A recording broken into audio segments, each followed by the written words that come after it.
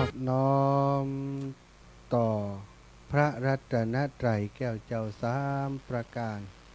น้อมเอาคุณพระพุทธเจ้าคุณพระธรรมเจ้าคุณพระสังฆเจ้าคุณพระอรหันตเจ้าอริยสงฆ์เจ้าจุตนจุองค์ได้เมตตาแผ่ปารมีมาปกเก่าเกษาปกห่มรักษาครูบาอาจารย์พระมหาเถระพระเถรานุเถระเปื่อนสหธรรมิกสหพรหมจารีทุกรูปทุกองค์ปกห่มรักษาศรัทธาสาธุชนคนดีเท่าแก่อีป่ออีแม่ทั้งหลายที่ติดตามรับฟังรายการสาระธรรมยามค่ำตั้งสถานีวิทยุเพื่อการศึกษาวิทยาลัยสงฆ์นครลำปางซึ่งออกอากาศจากวัดบุญญาวาสวิหารพระอารามหลวงโดยเมตตาปรามีของหลวงพ่อท่านพระครูอนุสาสวรธรรมเจ้าคณะอำเภอเมืองลำปางสมปานเจ้าอาวาสวัดบุญญาวาสวิหารเอื้อเฟื้อสถานที่ตั้งสถานี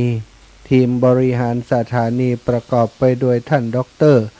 จิรศักดิ์ ปันลำผู้อำนวยการสถานีฝ่ายบริหารดร.แอมพัชริยาฟองจันตาฝ่ายสถานีฝ่ายบริการต่างๆและน้องนัทสถาพรสุธาคำช่างเทคนิคของสถานีน้องดิวอนุพงศ์ตาจีนะช่างเทคนิคของสถานีร่วมโดยช่วยกันดูแลสถานี ก็ขอบคุณนะผู้อยู่เบื้องหลังของการออกอากาศในทุกวันของครูบาอาจารย์ที่มาจัดรายการทางสถานีวิทยุวิทยาลัยสงฆ์ของเฮาแห่งนี้ที่ลืมบ่ได้ก็คือศรัทธาอีปออีแม่ทั้งหลายที่ให้หอมปัจจัยสนับสนุนร่วมบุญมาเป็นเจ้าภาพการน้ำกับไฟการใช้จ่ายของทางสถานีทุกเดือนก็มีการใช้จ่ายพอสมควรสถาการน้ำกับไฟเนาะก็การอินเทอร์เน็ตการซ่อมแซมแอร์ต่างๆอะไรอย่างต่างๆเนาะก็เป็นภาระที่จะต้องใช้อยู่พอสมควรก็ต้องขอขอบคุณศรัทธาญาติโยมท่านสาธุชนคนดีทั้งหลายที่ได้ร่วมโดยช่วยกันดูแลทำให้สถานีของเฮาได้ออกอากาศต่อเนื่องทุกวันโดยบทติดขัด ถ้ากาไฟบ่มีกาอินเทอร์เน็ตบ่มีความเดือดร้อนความติดขัดก็จะเกิดขึ้นเนาะศรัทธาญาติโยมทั้งหลายศรัทธาอีป่ออีแม่ทั้งหลายพบปะกันวันนี้วันพฤหัสบดีที่29เดือนพฤษภาใกล้จะหมดเดือนพฤษภาแห่มแล้วเนาะอย่างที่อาตมาบอกทุกวันเวลาล่วงไปบัดนี้เราทำอะไรอย่างอยู่ทำอะไรอยู่เวลาทำไมมันหมดไปไวเหลือเกินกึดอะไรอย่างถ้าบัดทำวันนี้เวลาก็ผ่านไปพรุ่งนี้เป็นสิ่งที่บัดแน่นอนจะมีก่อจะมาถึงเฮาตั้งหลายก่อศรัทธา ล้มตัวนอนลงไปเนาะเฮาก็บอกว่าวันพรุ่งนี้จะตื่นขึ้นมาก็หรือว่าเดินทางไปหันไปนี่ช่วงค่ำยามคืนหรือว่ากลางวี่กลางวันไปเจออุบัติเหตุการณ์โน่นนั่นนี่เหตุปัจจัยที่จะทำให้เฮาต้องจากไปมันก็มีหลายอย่างหลายประการความตายบ่มีนิมิตบ่เมื่อเครื่องหมายบ่มีกำหนดวันเวลาสถานที่บ่คืนบ่วันมาหาเฮาได้ทุกเวลาสถาบ่มีไผฮู้หรือว่ายังรู้ใดฉะนั้นควรที่เฮาตั้งหลายตั้งอยู่ในความบัประมาทเป็นการดีที่สุดเนาะสถาพบปะกันวันนี้อีพ่ออีแม่ศรัทธาญาติโยมทั้งหลายก็จะได้ปาศรัทธาไหว้พระสวดมนต์แล้วก็นำสาระธรรมเกร็ดความรู้ที่มีในพระไตรปิฎกก็ดีคัมภีร์อัตถกถาทางพระพุทธศาสนาคดีมาเล่าสู่กันฟังต่อไปเนาะกราบพระพร้อมกันเนศรัทธาญาติโยมกราบ1พุทโธเมนาโธกราบ2ธัมโมเมนาโธ กราบสามสังโฆเมนาโถอิมินาสักการเรนะพุทธังอภิปูชยามิอิมินาสักการเรนะธัมมังอภิปูชยามิอิมินาสักการเรนะสังฆังอภิปูชยามิอะระหังสัมมาสัมพุทโธภะคะวาพุทธังภะคะวันตังอภิวาเทมิกราบสวากขาโตภะคะวะตาธัมโมธัมมังนะมัสสามิกราบสุปฏิปันโนภะคะวะโตสาวกสังโฆสังฆังนามามิกราบนะโมตัสสะภะคะวะโตอะระหะโตสัมมาสัมพุทธัสสะนะโมตัสสะภะคะวะโตอะระหะโตสัมมาสัมพุทธัสสะนะโมตัสสะภะคะวะโตอะระหะโตสัมมาสัมพุทธัสสะพุทธังสารนังกัจฉามิธัมมังสารนังกัจฉามิสังฆังสารนังกัจฉามิตุติยัมปิพุทธังสารนังกัจฉามิตุติยัมปิธัมมังสารนังกัจฉามิตุติยัมปิสังฆังสารนังกัจฉามิตาติยัมปิพุทธังสารนังกัจฉามิตาติยัมปิธัมมังสารนังกัจฉามิตาติยัมปิสังฆังสารนังกัจฉามิอิติปิโสภะคะวะอะระหังสัมมาสัมพุทโธวิชชาจารณะสัมปันโนสุขโตโลกาวิทูอนุตตโรปุริสัทธัมมะสารถิสัทธาเทวมนุสสานังพุทโธภะคะวะติสวากขาโตภะคะวะตาธัมโมสันทิฏฐิโกอากาลิโกเอหิปัสสิโกโอปันญญิโกปัจจัตตังเวทิตัพโพวินยูหิติสุปฏิปันโนภะคะวะโตสาวกสังโฆอุชุปฏิปันโนภะคะวะโตสาวกสังโฆยายาปฏิปันโนภะคะวะโตสาวกสังโฆสามิจิปฏิปันโนภะคะวะโตสาวกสังโฆยะทิทังจัตตาริปุริสายุคานิอัฏฐะปุริสาปุคลาเอสะภะคะวะโตสาวกสังโฆอะหุนายโยปะหุนายโยทักขินายโยอัญชลิกะระนิโย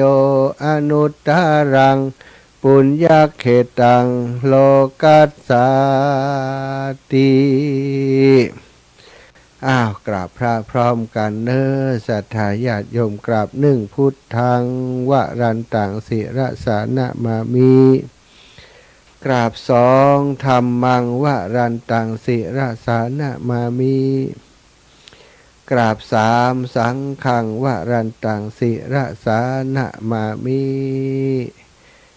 ศรัทธาญาติโยมไหว้พระสวดมนต์ทำวัดโดยกันเรียบร้อยแล้วนะต่อไปก็จะได้สนทนาสารธรรมยามค่ำเอาสารธรรมมาฝากมาแบ่งมาปันกับศรัทธาญาติโยมทุกคนทุกท่านได้สดับรับฟังสิ่งอันเป็นสาระสิ่งละอันพันละน้อยที่สมองอ่องน้อย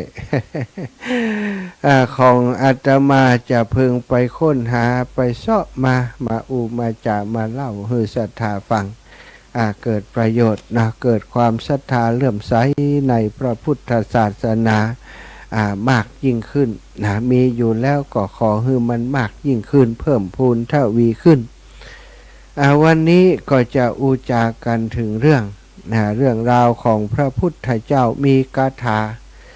พระพุทธองค์มีคาถานักศรัทธาเนี่ยอย่างหลวงปู่เอามาบอกคือศรัทธาทุกวันคาถากันนู่นกันนี่นะคาถาวันนี้เอาคาถากันเจ็บ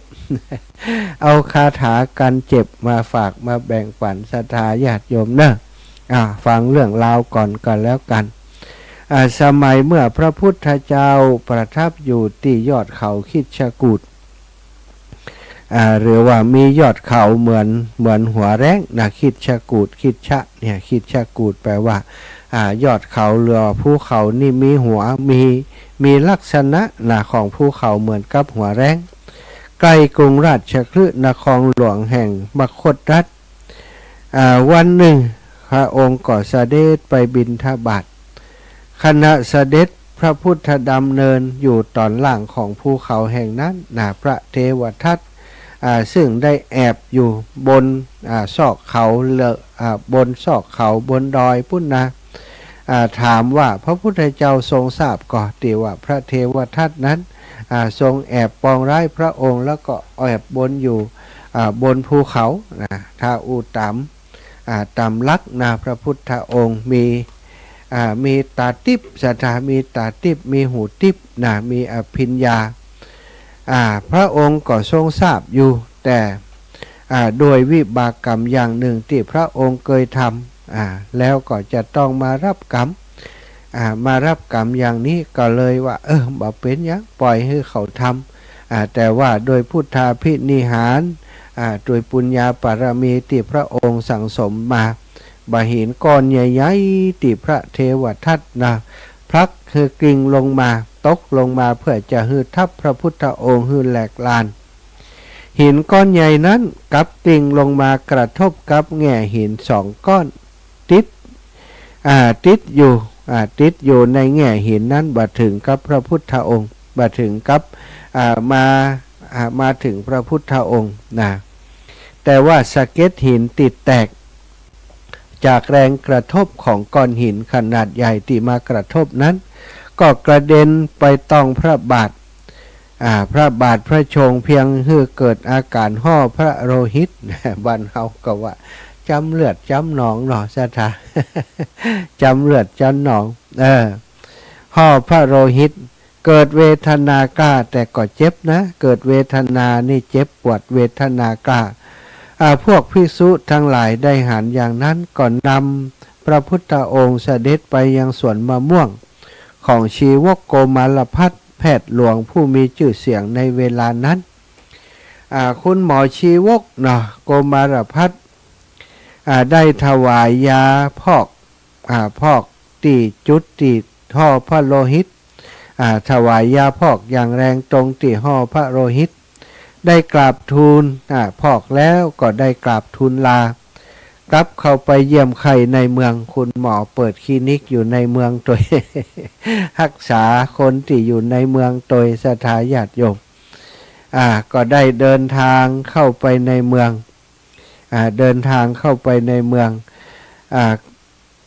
เสร็จธุระก็จะรีบกลับมาได้ทูลกับพระอานนท์ว่าเก้ากระหม่อมจะขอเข้าไปตรวจไข้คนไข้ไปดูแลคนป่วยในเมืองก่อนแล้วก็เดี๋ยวจะออกมาแต่ว่าการจะไป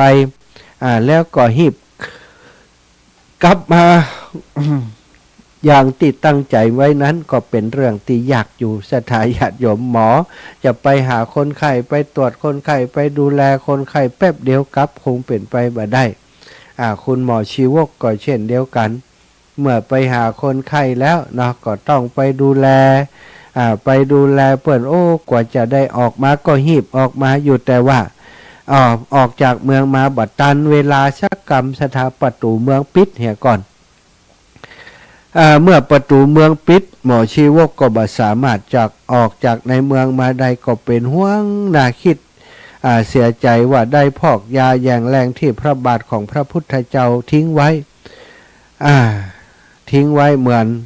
พระองค์เป็นบุคคลสามัญนะเวลานี้เป็นเวลาที่จะแกะยาพอกออกได้แล้วเมื่อบักแกะออกก็จะเกิดความร้อนขึ้นในพระวรกายของพระองค์ตลอดคืนบัดได้สั่งให้พระอานนท์แกะซะถะอาจจะมาแกะโดยตัวเองนะอย่าจะมาแกะโดยตัวเองยานั้นมันเป็นยาฮ้อนเนาะถ้าปล่อยไว้อันตลอดคืนนั้นก็จะฮ้อนพระวรกายของพระพุทธเจ้ายานั้นควรจะแกะตอนค่ำนั้นแล้วนะหมอชีวกก็บ่สบายใจซะท่าหมอชีวกก็มาคิดว่าโอ้เฮาเนี่ยเป็นบาปเป็นกรรมแล้วทำให้พระพุทธองค์ได้ลำบากใจเนี่ยอย่างใดดีนอนบัดลับเลยสถากระซับกระส่าย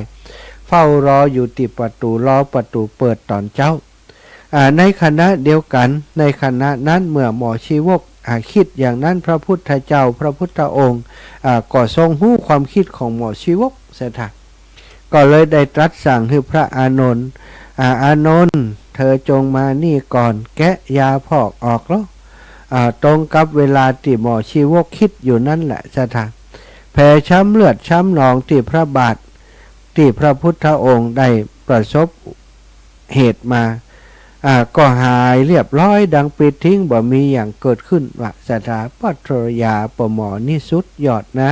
ยาหมอชีวกพอรุ่งเช้าขึ้นมาพอประตูเมืองเปิดก่อนอรุณจะขึ้นนายแพทย์ชีวกก็รีบเดินทางมากระหืดกระหอบมาเข้ามาเฝ้าพระพุทธเจ้ากราบทูลถามได้ทรงมีพระอาการเล่านอนในพระวรกายเป็นอย่างใดพ่องพระเจ้าข้าพระพุทธองค์ก็ได้ตรัสตอบว่าความเร่าร้อนทั้งหมดของตถาคตได้สงบสิ้นไปแล้วติดต้นโพในวันตรัสรู้และได้ตรัสคาถาซึ่งแปลความว่าความเร่าร้อนบ่มีแก่ผู้ที่เดินทางสันติสุดแล้วเดินทางสิ้นสุดแล้วหายจากความโศกหลุดพ้นทุกสถานะเครื่องร้อยรัดหมดทุกอย่างบ่สามารถจะร้อยรัดลึงพระองค์ได้ตั้งแต่เมื่อพระองค์ตรัสรู้แล้วอันนี้จริงๆก็ตรัสให้หมอชีวกได้เข้าใจเนาะความจริงถามว่าความเร่าร้อนในพระวรกายในที่เกิดขึ้นกับพระองค์ที่เจ็บเท้านั้นหายแล้วยังพระเจ้าข้า พระองค์ก็ตรัสเป็นธรรมะลึกซึ้งคือหมอชีวกได้รับรู้ว่าความเร่าร้อนทั้งหมดของพระองค์บ่มีแล้วมันจบไปตั้งแต่ปื้นตนสีมหาโพธิ์วันตรัสรู้แล้วอันนี้ก็เป็นเรื่องที่บ่งบอกว่าบางครั้งพระองค์ก็ตรัสภาษาคนบางครั้งก็ตรัสภาษาธรรมเพื่อจะให้คนถามเพื่อจะให้คนฟังเกิดสติระลึกได้ตอนที่เจ็บพระบาทเกิดเวทนานั้นก็เจ็บอยู่แต่พระองค์บ่ได้เอาใจไปใส่ติเวทนานั้นพระองค์หู้จักในการแยกความแยกเวทนานั้นออกมาได้สถานะก็เลยบ่ได้มีความเจ็บปวดมีความเร่าร้อนแต่ประการใดตามพุทธประวัติเมื่อพระพุทธเจ้าประชวรบางคราวก็รักษาตัวเก่ารักษาตัวเองด้วยอำนาจแห่งขันติหรือว่าจิตตานุภาพบางคราวก็ทรงให้หมอรักษาเหมือนบุคคลทั่วไปเพราะพระกายของพระพุทธองค์ก็เป็นเหมือนกับคนทั่วไปสถาก็ต้องมีแก่มีเจ็บมีตายเหมือนอย่างร่างกายของเฮาทุกคนเมื่อเจ็บ ก็ต้องมีเวทนาเหมือนกันแต่คนเจ็บทั่วไปมีใจไปผูกพันอยู่กับความเจ็บนั้นกลัวความเจ็บกลัวความตายใจจึงพลอยเจ็บไปตัวเร่าร้อนทุรนทุรายไปตัวส่วนพระพุทธเจ้าบ่ทรงผูกพันจิตอยู่กับความเจ็บบ่ทรงกลัวความเจ็บกลัวความตายพระองค์ได้ปล่อยวางความเจ็บไว้ที่กายเป็นเรื่องของกายเป็นเรื่องของหมอจะรักษาไปอย่างใดก็เป็นเรื่องของหมอจึงทรงเป็นผู้ที่หลุดพ้นบ่มีความเร่าร้อนเพราะทรงดับเสียแล้วดับได้เด็ดขาดแล้วดับความทุกข์ได้เด็ดขาดทั้งปวงแล้วตั้งแต่เวลาที่พระองค์ได้ตรัสรู้ณควงสีมหาโพธิ์พฤกษ์นี่คือทุกขนิโรธความดับทุกข์เมื่อเจ็บป่วยก็จะใช้คาถาการเจ็บของพระพุทธเจ้าบทที่แปลไว้ตั้งบนชาถาดูต้องใช้ไปปฏิบัติใดดังคาถาเป็นเครื่องรักษาใจเช่นครับที่หมอชีวกรักษากายใครเล่าเป็นผู้ดับทุกข์ได้จริงเลิศล้ำเหมือนพระพุทธเจ้าของเฮาศรัทธาพระพุทธองค์ก็มีทรงในพุทธประวัติก็มีหลายครั้งที่พระองค์ประชวรประชวรที่มีเวทนาแรงกล้าอย่างเช่นสมัยหนึ่งนี่ตีพระกายของพระพุทธองค์บาสบายเป็นโรคติดไทยอยากศรัทธาญาติโยมฉันภัตตาหารฉันทรงเสวยบ่คือตามอาหารที่ได้เนาะบ่ได้เสวยแบบตามลักษณะต่อใดหรอกเนาะบิณฑบาตได้อย่างใดก็เสวยอย่างนั้นเหมือนกับสาวกทั้งหลายบางครั้งพระวรกายก็ฉันสิ่งที่มันบ่ย่อยนะย่อยยากอย่างนี้เป็นต้นแต่พระพุทธองค์โดยความที่ขณะที่บำเพ็ญความเพียรหลายครั้งหลายคราศรัทธาบ่ฉันอาหารเป็นแรมเดือนก็มีเนี่ยศรัทธาจึงทำให้กระเพาะอาหารของพระองค์นั้นบ่ค่อยปกติต่อใดจากการทำทุกกรกิริยาตั้งแต่เบื้องต้นของการแสวงหาโมฆะธรรมก็ทำให้เรื่องราวของโรคภัยไข้เจ็บต่างๆที่มากับการปฏิบัติของพระองค์ก็มาหลายโรคเหมือนกันอย่างในเรื่องนี้ในสมัยนั้นพระกายของพระพุทธองค์มักหมมไปโดยสิ่งอันเป็นโทษท่านตัดบอกให้พระอานนท์ไปหาหมอชีวกแล้วก็กล่าวว่าท่านชีวกพระกายของพระตถาคตนี่มักหมมด้วยสิ่งอันเป็นโทษพระตถาคตต้องการเสวยพระโอสถสำหรับให้ถ่ายง่ายถ่ายคล่องหมอชีวกก็กล่าวว่าถ้าอย่างนั้นพระคุณเจ้าจงโปรดทำพระกายของพระผู้มีพระภาคให้ชุ่มชื้นก่อนสัก 2-3 วันก่อนเถอะเดี๋ยวข้าพระองค์จะปรุงยาหายาเข้าไปที่เหมาะสมเข้าไปพระอานนท์ก็ได้ทำพระกายของพระพุทธเจ้าให้ชุ่มชื้น 2-3 วันแล้วก็กลับไปหาหมอชีวกกล่าวว่าท่านชีวกพระกายของพระตถาคตชุ่มชื้นแล้วบัดนี้ท่านจงหู้การอันควรเถิดนะหมอชีวกคิดว่าการที่เขาจะทูลถวายพระโอสถอย่างหยาบเพื่อจะให้พระตถาคตถ่ายนั้นเป็นการบ่สมควรเขาควรจะหายาที่มันดีๆกว่าที่คนตั้งหลายทำเจริญปอนโยมแม่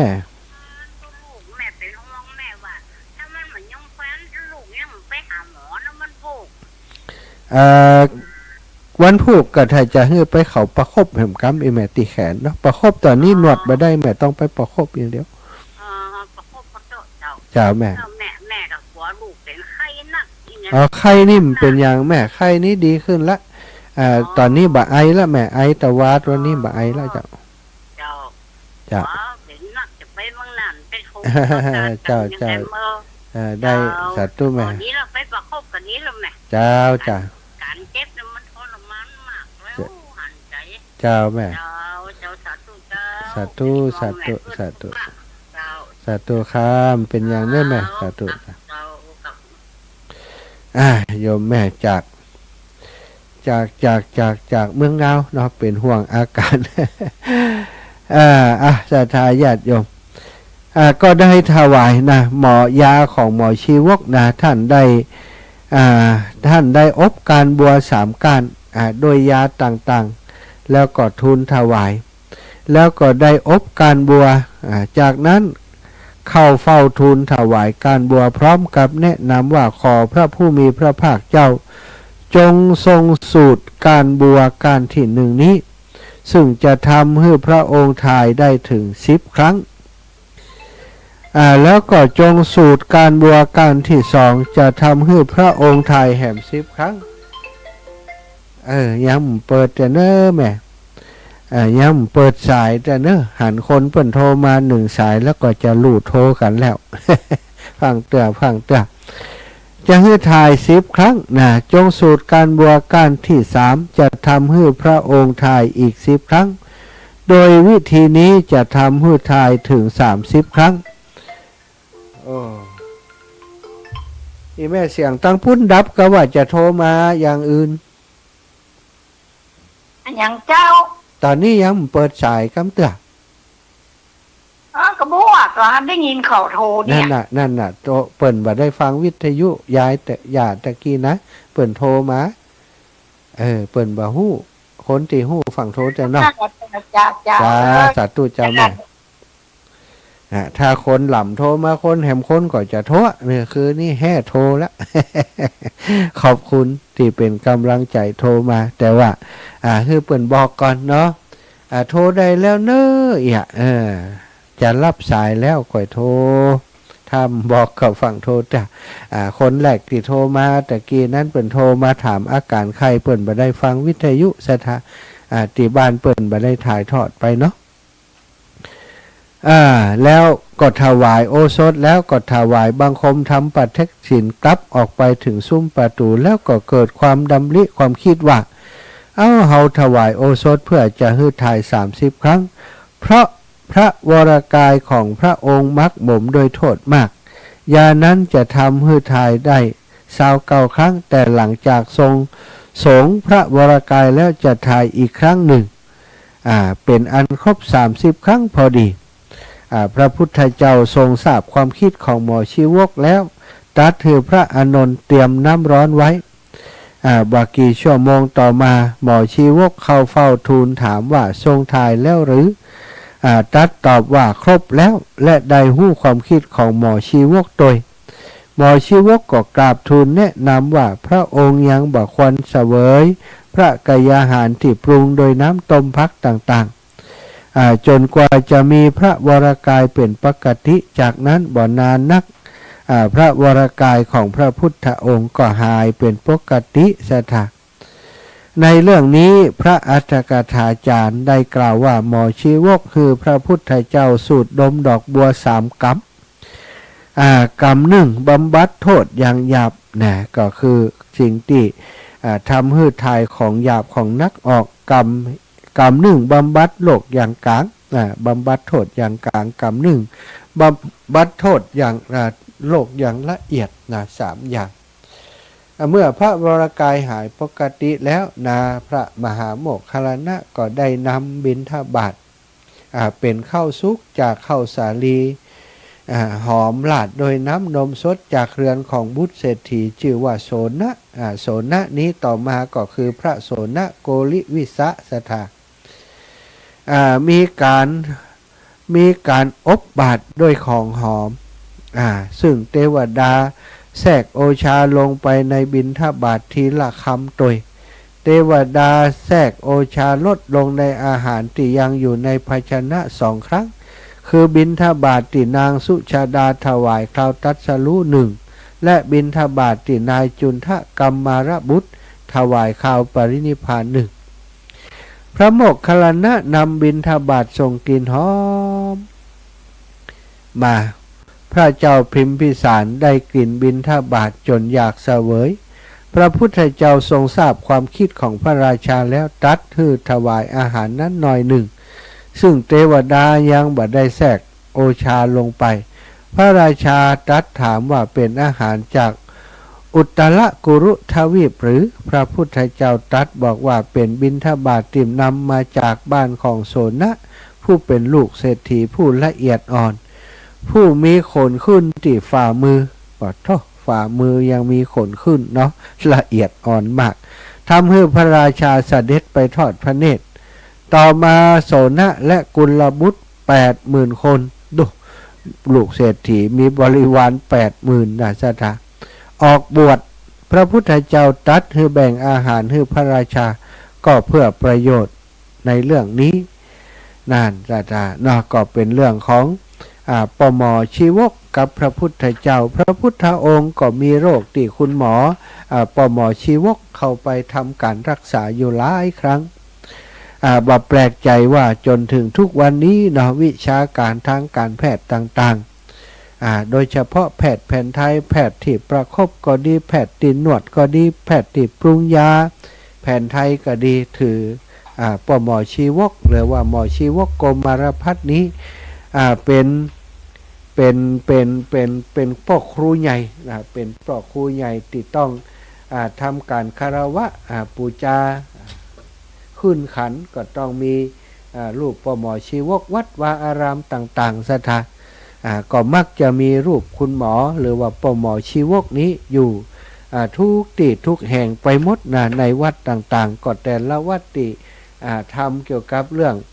ยาสมุนไพรก็ดีหรือว่าบัตรธรรมก็มีนะที่เปิ่นก็มีรูปปั้นของหมอชีวกไว้สักการะบูชาไว้กราบไหว้สาซึ่งก็เป็นการสมควรนะหมอชีวกนี่เป็นผู้ปฏิบัติดีเป็นผู้ปฏิบัติชอบเป็นผู้ที่มีสัมมาทิฏฐินะมีธรรมมีโสดาบันเป็นขั้นต่ำสถาคุณหมอชีวกโกมารพัฒน์อนาคตไปหน้าก็จะได้บรรลุอรหันต์ในที่สุดพออยู่ในกระแสของการเป็นผู้มีทางไปที่จะไปสู่ความตรัสรู้โสดาสกทาคาอนาคาแล้วก็อรหันตาในที่สุดนะคุณหมอชีวกก็ถือว่าเป็นสาวกที่มีความสำคัญต่อการเผยแผ่พระพุทธศาสนาขององค์สัมมาสัมพุทธเจ้ามีเหตุการณ์หลายครั้งที่ท่านหมอชีวกมีบทบาทเนาะแม้กระทั่งเรื่องของพระเจ้าอาชาติศัตรูที่สุดท้ายมาเลื่อมใสในพระพุทธศาสนา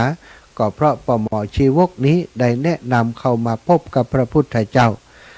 ต่อมาจากคนที่เป็นมิจฉาทิฏฐิก็กลายมาเป็นคนที่มีสัมมาทิฏฐิวันหลังถ้ามีโอกาสก็จะนำเรื่องราวของปหมอชีวกโดยละเอียดมาอุจาเล่าสู่ศรัทธาฟังเนอะแต่ประวัติความเป็นมาโดยละเอียดเปิ่นเป็นมาอย่างใด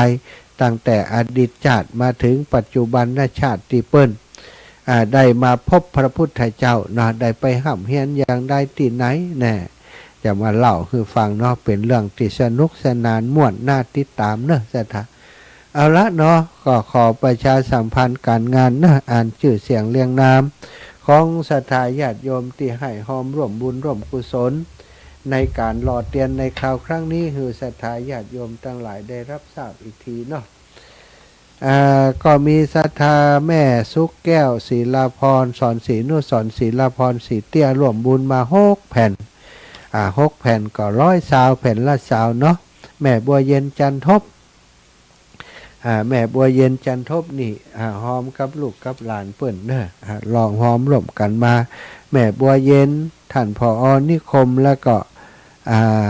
ท่านประธานแสงดาวแล้วก็หลานบ่าวเปิ้นรวมทั้งหมดก็เป็น100 บาทนะแม่บัวเย็นจันทบเทียนหล่อต้นเทียนแหม200นะป่ออานนท์แม่อุไรมโนคำบันตา100นะ5 แผ่นแม่สายทองธัญญาแก้วนะร่วมบุญเตียนเตียนใหญ่100แล้วก็แผ่นเตียนแหม100แม่บุญไลพงพิงก็เหมือนกันเตียนใหญ่100ก็ติจะตานออกในวันที่21เนาะแล้วก็แผ่นเตียนแหม100แม่สีนวลสุขเจริญ60 บาทแม่บัวที่แม่ป้ออานนท์ป้ออานนท์แม่อุไรมโนคำ5 แผ่น100แม่คิมสีอินแก้ว100สุภาพรสีอินแก้ว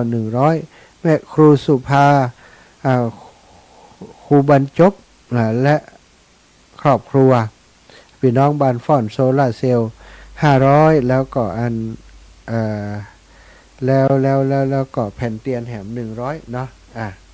ผิดพลาดประการใดจดบัตรการจดอันนี้อย่างใดผิดไปอย่างใดก็ขอสุมาอภัยจิมเนอะเจ้าค่ะ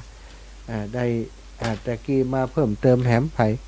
แม่สีแม่สีตาซับนะแม่สีตาซับนายทวีนางปวินาติยบุตรนะอันนี้เตียนกับโซลาร์เซลล์เตียน100โซลาร์เซลล์100500โซลาร์เซลล์แหม500เป็น 1,000 บาทแม่มนเตรียมบุญฟูแม่นันสมบูรณ์แม่มณีสมบูรณ์ส่องสีบุญฟูปราณีแม่ปราณีชัยวงศ์เป็นเจ้าภาพเตียน1เล่ม500 บาทเป็นเจ้าภาพโซลาร์เซลล์500 บาทร่วมกันมาเนอะทีมนี้ทำด้วยกันร่วมด้วยกันพร้อมกันอย่างอีกก็ดีไปอย่างซะทะพร้อมกันเนาะคนละเล็กละน้อยเขาก็ได้ละนะแม่ศรีวันอุดมนะอันนี้ก็หอมมาแต่ว่าแจ้งไปแล้วเนาะ100 บาทแล้วก็ครอบครัวญาติพี่น้องเจริญปอนย่าเป็นสายบุญให้แม่ตัวเนื้อเรื่องทันเตียนเจ้าแม่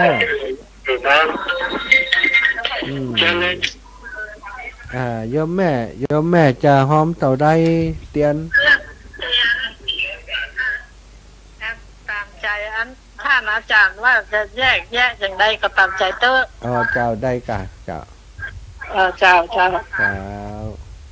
อันอยากให้รู้ว่าอาจารย์จบละเจ้าแม่มาจบแม่อู้เลยอีแม่ปิดวิทยุก่อนอาจารย์วันเกิดปีเกิดจะใดอีแม่จะอันนี้คือแขนยังอยู่ด้วยวันเกิดเขากะเจ้า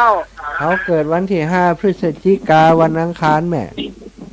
ที่5วันอังคารพฤศจิกาเนาะเจ้าได้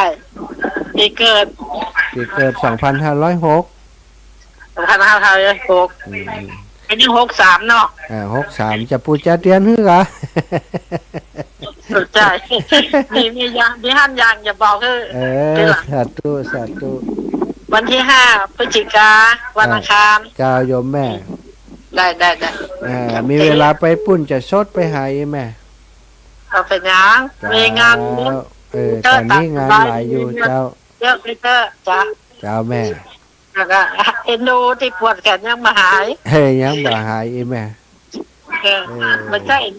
น้องอยู่โคราชก็เป็นอย่างนี้แหละโอ้เจ้าแม่แม่ก็เลยห่วงก็เติงหาเจ้าเอ็นดูขอบคุณแม่เนอะเจ้าสาธุครับสาธุเจ้าเอาโมทนาสาธุเจ้าแม่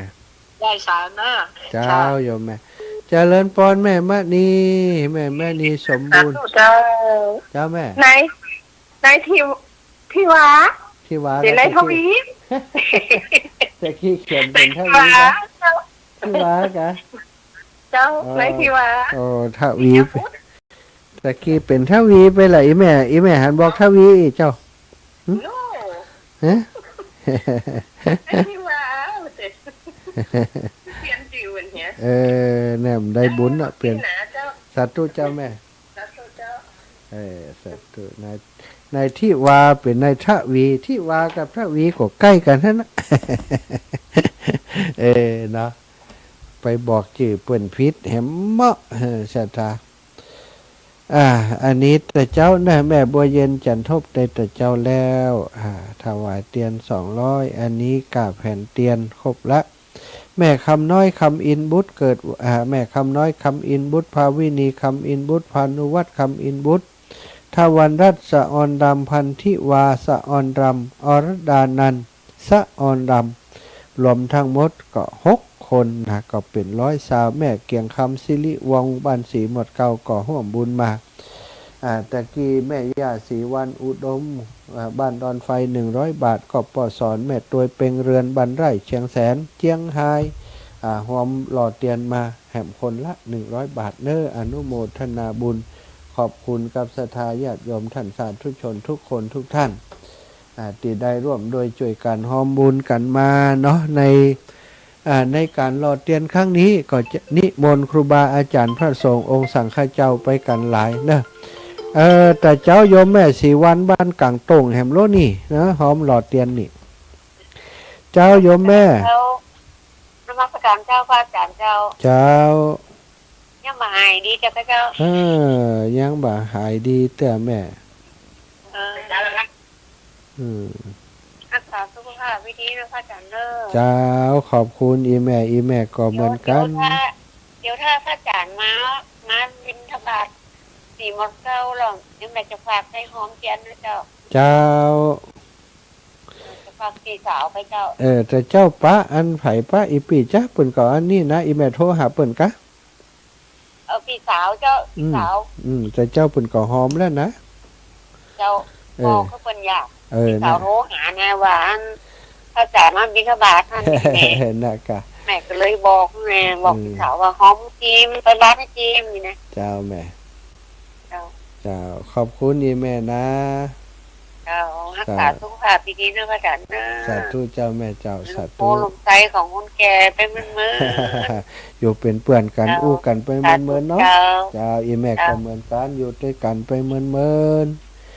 สาธุค่ะสาธุแม่พี่น้องแม่ศรีวันเป็นคนแข็งแรงเป็นคนเข้มแข็งสุขภาพพรรณนามัยโรคภัยลุมเล้าแต่ว่าบ่ได้เอาใจไปใส่ติโลกเนาะสู่ชีวิตนะบ่สร้างความเดือดร้อนให้กับลูกหลานเจริญปอนโอ้จะได้ตะลุงตุ้งไปฮะแม่เพ็ญน่ะลำปูนฮับแล้วตะลุงตุ้งไปเห็นน่ะแผ่นเตียนแหมเนอร์นายอดุลจูอินจูอิน20 บาทวัชรพลจูอิน1 แผ่น20 บาทเพชรลัดเทียนแก้วสุก20 บาทเจริญปอนแม่เพ็ญตะกี้มันจะได้ลุดไปกะเจ้า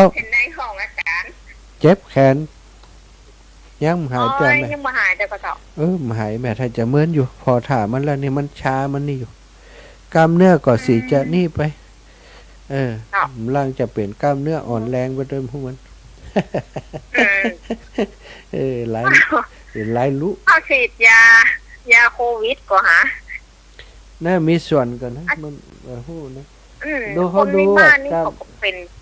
ป็นหลายคนเหมือนกันนะเจ้าจะมีส่วนเขาดูกล้ามเนื้อแล้วมันเหมือนกับว่ากล้ามเนื้อมันฝ่อไปไปหน้านี่ระวังของเลยระวังของเลยเจ้าอาจารย์จะไปลืมมาผ้าไปตุยเนาะแกเลยหล่นแซนอย่างวันบรรพตนะเจ้าเนาะอ๋อจ้ะเจ้าสาธุเจ้าดูแลตัวเองด้วยเนอะเจ้าแม่เจ้าสาธุเจ้าแม่เพ็ญเป็นห่วงว่าไปตานพ่อปามมีผ้าไปด้วย เป็นหล่นเสาะผ้าปังสกุลอย่างวัดบรรพตเจริญปอนแม่ยายพรราชการเจ้าเจ้ามันเป็นเอ็นเข้าแคบนะอาจารย์เอ็นเข้าแคบน่ะเวลายาถ้ามันต้านโดยเขาจะเพนน่ะที่เป็นเรื่องหนักย้ายก่อนก็หายน่ะได้นวดด้วยย้ายได้นวดด้วยเจ้าราชาสนุดเจ้าสาธุแม่ยายโอ้ถ้าเป็นบ้านเป็นคนบ้านเนี่ยแล้วโอ้ไปทั้งหนวดขอบคุณปันกันคนน้อยยายเจริญปอนแม่สุกแก้วเจ้ากลับไหว้สาวันพูดกันเนอจะโอนปัจจัยไปนะเจ้าเขาจะปัญญาที่ป้าหมอตะกี้น่ะเขาได้ไหมประโคบพืชท่านพระมหาเปิ้นอยู่ขอยาที่เปิ้นที่ท่านพระมหาว่าป้าหมอตะกี้น่ะขอมันมาประโคบเมื่อคืนนี่เด้อสาธุขอให้ท่านพระมหาหายปวดหายเจ็บเด้อเจ้าสาธุโยมแม่เจ้าเป็นห่วงเด้อเจ้าสาธุบุญรักษาเจ้ากลับไว้สาเด้อสาธุเด้อเจ้าเด้อแม่สุกแก้วสอนศรีนุพรศรีลาพรศรีเตี้ยนะ รับทราบขอบคุณครับคนญาติโยมจะมาแอวหาญาติโยมจะมาแอวเนาะญาติโยมจะมาแอวญาติโยมจะมาแอวท่านครับชมรมธรรมรักษาจะเดินทางไปลำปางแวะวัดท่านวันที่7 มิถุนายน 2568 นะครับขอให้ท่านแจ้งชื่อวัดและที่อยู่ให้ผมด้วยจะได้ให้คนขับรถใช้ GPS นำทางครับนะโอเคนะวันที่7ปะกันนะกี่เวลากี่โมงกี่ยามบ่ฮู้เนอะวันที่7เพิ่นจะมาขอบคุณหลายๆขอบคุณหลายๆศรัทธามีที่ไหนแฮมโทรศัพท์มาได้เลยโยมสุรชาติโยมวาสนาสุปีเจ้าขอให้ทุกปีรักษาสุขภาพโดยเจ้าเป็นกำลังใจต้องหาเวลาว่างแวะมาหาหมอนวดและเจ้าทุกปีเจ้าจะเลินปอนนมัสการพระมหาปิฎกได้ผงบัดได้อู้เหมือนละก็ไอ้แม่ว่ารอเตียนก็เจ้ารอเตียนแม่วันที่21เจ้าเอาคุณแม่ไปก่อนได้ก่อได้ก่ะเจ้าเดี๋ยวแม่จะเอาข้างนอกสาวโอนได้เจ้าแม่โอ้ก็ได้อู้กันมือแล้วเนาะเจ้าแม่มาได้อู้กันเป็นแขนด้านต้องเป็นแม่ไปเอ็กซเรย์ตีอันพ่อค้าเป็นว่ากระดูกเสื่อมนะมันตึงหมอก็ตึงหว่างอันเท่าแล้วมันก็เสื่อมเนาะเจ้าพระอาจารย์ก็เป็นเป็นกำลังเป็นตอนเดินทุดงนี่มั้ยเจ้าทุดงมาเฮียลูกกำลังใจเด้อหายเร็วๆเด้อเจ้าสาธุแม่เจริญพรแม่ติ๊บกาฟังไว้สาเจ้าว่ายังได้คุณแม่ใครได้แอลแต่ไปไม่ได้คนขี้จุวันนั้นก็มาหากันไปไม่ได้รถมันเอานี้นะเนี่ยอยู่ไกลกันถ้าอยู่ใกล้รถไปหลอดเตียนด้วยกันเดี๋ยวจะมีรถไปรับเนอะเหมารถไปสักกันไปแอลฟอเปิ่นเนาะจะใครไปอยู่นะจันเป็นทีมเป็นเปื่อนกันกะจอนกันเป็นกลุ่มหั่นกะเอารถเหี่ยกันคนละ300ไปแอวเชียงใหม่ด้วยกันจะไปอยู่เจ้ามันมีเปลี่ยนไปเจ้ามันเถียงจ้ะเดี๋ยวค่อยอู้กันเจริญพรแม่บัวลอยชัยสวรรค์อีแม่ไปถึงปุ่นกะไปถึงปุ่นกะรายการเจ้าถึงแล้วเจ้าแล้วเจ้าเลยตาเจ้าอีแม่ตายาตึงหายแขนก็ใส่หลายปากหลายยาอีแม่หมดแล้วกะยังหมดก็ยามแม่ย้ายแม่เสียงละโอ้มันห่างอยู่ไกลกันเนี่ยเนาะเจ้าเป็นยังอีแม่ยาอื่นก็มีเจ้าสิปวดพุ่นท่านไปหายอยู่นะหายกับยาตัวนี้อยู่เขาก็ต้องทามันเมื่อไหนเจ้าแม่เจ้าอุดเอาเนาะเจ้าแม่เนี่ยนักล่ำไปเจ้าเขาจะไปยามชุดกี่เดือนแล้ว3 เดือนเจ้าสาธุเด้อหายเน้อเจ้าสาธุอิ่มวงอยู่ตลอดเจ้าสาธุค่ะแม่เจริญพรแม่ย่านวลเทพเสด็จเจ้าไว้สาเจ้าสบายดีเนาะวันนี้เก็บนี่ก็เก็บเมียงก็อยู่เจ้าไปเก็บเนี่ย5 วันมาละได้10 วันมานี่ละกะแต่ว่าเริ่มเก็บตั้งแต่ฝนย่างนี่กำลังได้เจ้าแม่สาธุเนอะมันก็ตกอยู่เดียวก็ตกอยู่ฮะเจ้าตกไปเลย